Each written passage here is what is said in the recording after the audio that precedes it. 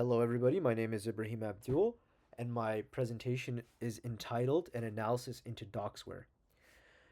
So, what I hope to cover in this presentation is a definition of what Doxware is, what makes Doxware different from ransomware, what ethical dilemmas can arise from Doxware, and how different regions throughout the world deal with Doxware.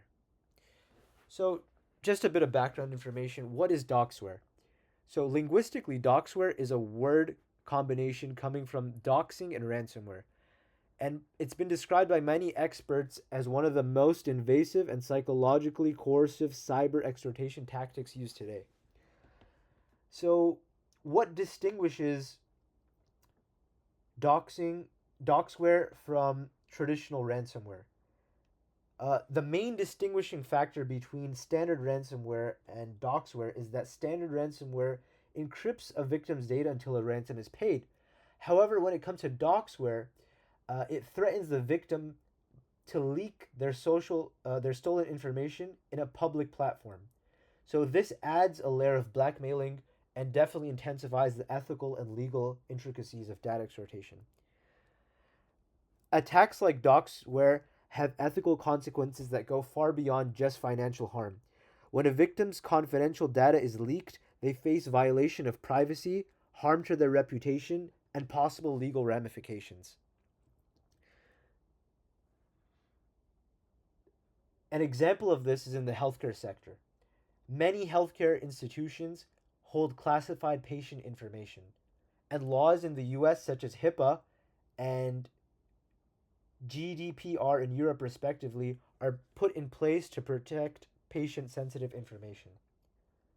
So, doxware transforms ransomware from a technical issue to an ethical crisis because of its coercive nature in compelling those who are decision makers, generally the victims, to make rapid decisions whether they should pay or not. Doxware is not only on the rise in the US, but all over the world. There are several ways different regions deal with this issue. With the rise of leak sites and cryptocurrency, Doxware has been on the rise throughout the world. So, like everything with ethics, what's right and what's wrong? Who determines whether something is good or bad?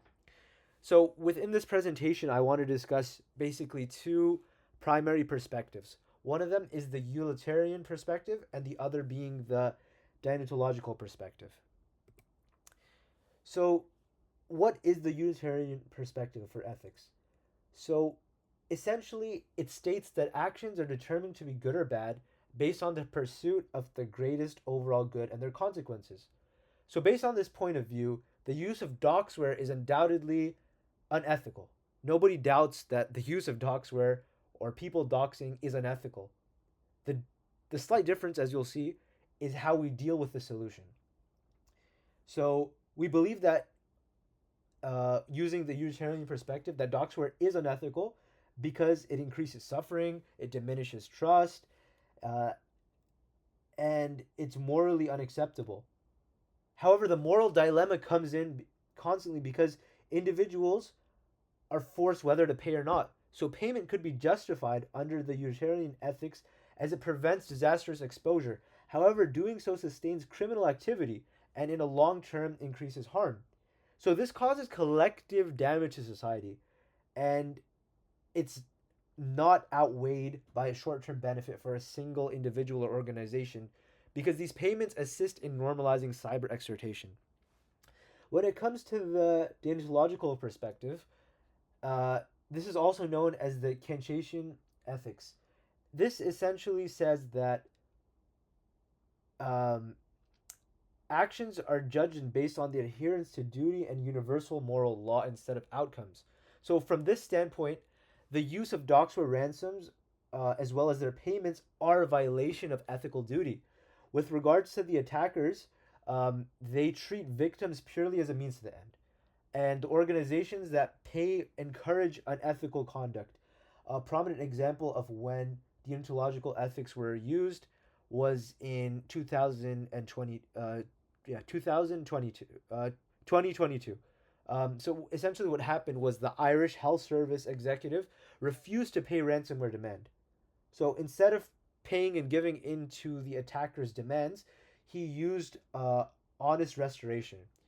So these responses, they show the principle of integrity and transparency uh, being the best guiding decision making in cybersecurity, even though it could be argued that it's causing a financial loss. So as we stated earlier, doxware is a universal issue, and throughout the world, different places and different regions they deal with this issue differently. So, with regards to the United States, the approach to ransomware and doxware is based on a sector specific regulation. So, essentially, different agencies such as the FBI, such as CISA, which is a cybersecurity and infrastructure security agency, they advocate for reporting uh, attacks via a cyber incident reporting for Critical Infrastructure Act. Um, the main issue with this is that these responses stay inconsistent because there is no unified federal privacy law.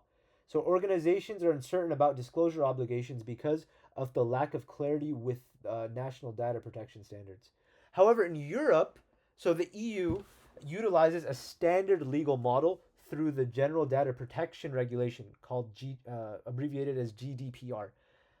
So essentially, this model necessitates that all firms, security firms, measure and notify authorities of a breach within 72 hours.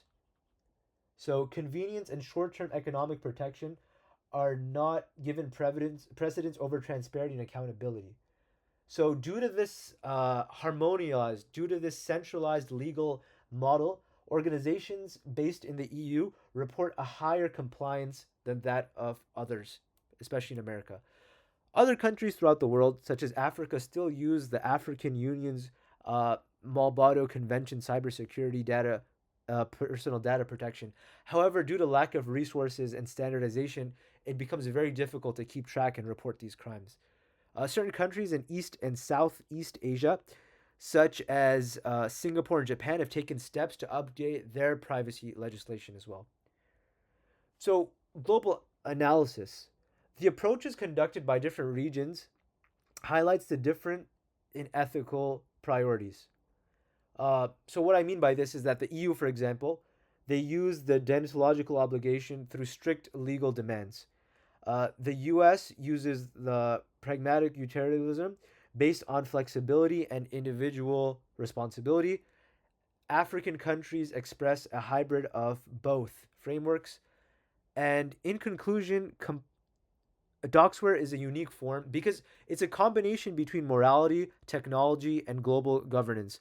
Docsware is ethically wrong on all fronts, and there is no standard global approach to Docsware. However, in order for us to protect privacy and human dignity in this digital era, governments, businesses, and citizens must connect policy, law, and virtue.